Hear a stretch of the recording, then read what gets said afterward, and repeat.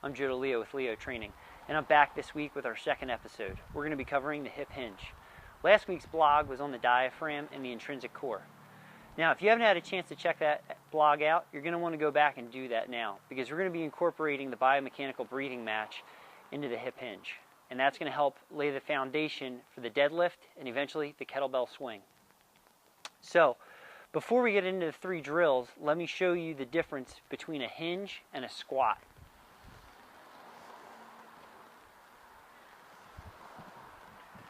This is a hinge. This is a squat. A hinge is maximum hip flexion, minimum knee flexion. A squat is maximum hip flexion, maximum knee flexion. Okay, so our first drill that we're going to use is to just simply reach back and touch our butt to a wall or a fence. So I'm going to start off about a foot length distance away, shoulder width apart, and I'm going to touch the wall. I'm going to try to come out a little bit further.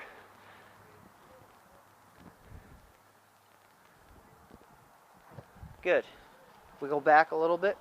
Now I'm going to start incorporating the biomechanical breathing match. I'm going to take a sniff of air in as I reach back with my hips, and as I stand and extend through the hips, I'm going to let out and exhale, bracing through the core like I'm getting ready to take a punch.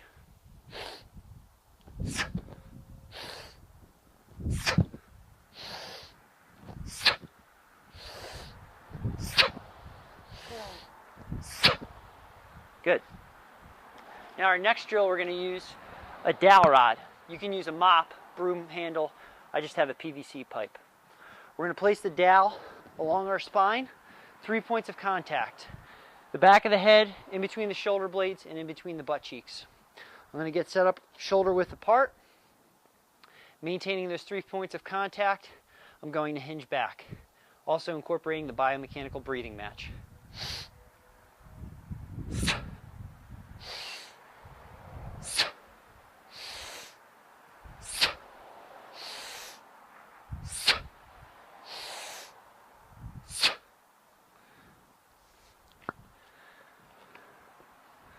Good.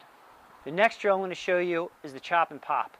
This is a great drill to start a move from the deadlift to eventually the kettlebell swing as it becomes more dynamic. So I'm going to slap my hands back, flex through the hips, and then slap my thighs again and extend through the hips.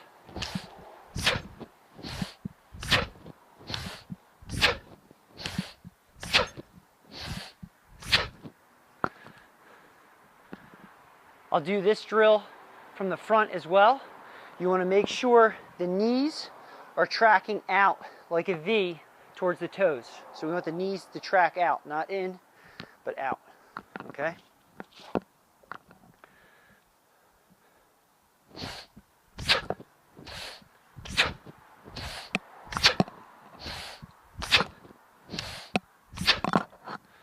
So there you go.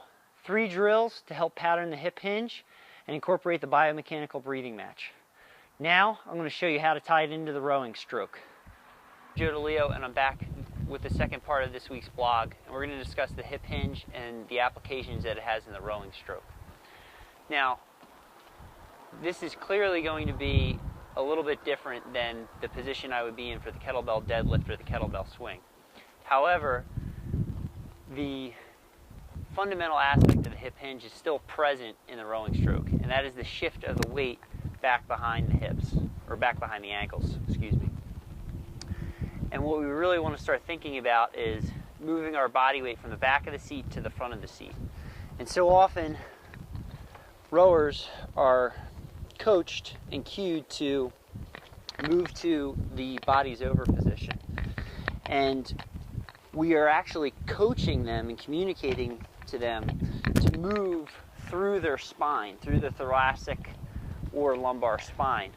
So if I go to the bodies over position, it could look something very much like this, where I'm bending through here, or even potentially more like that.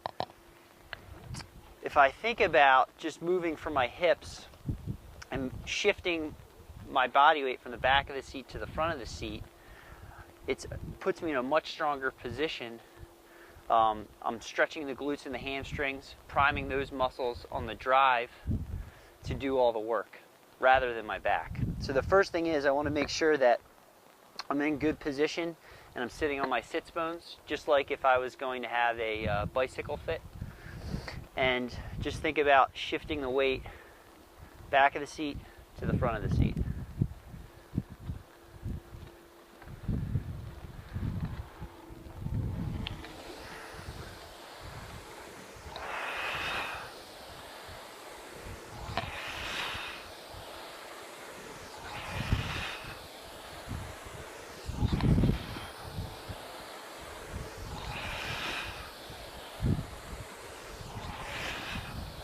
So, give that a try, and then next week we'll be back and we'll be discussing the kettlebell deadlift. Thanks.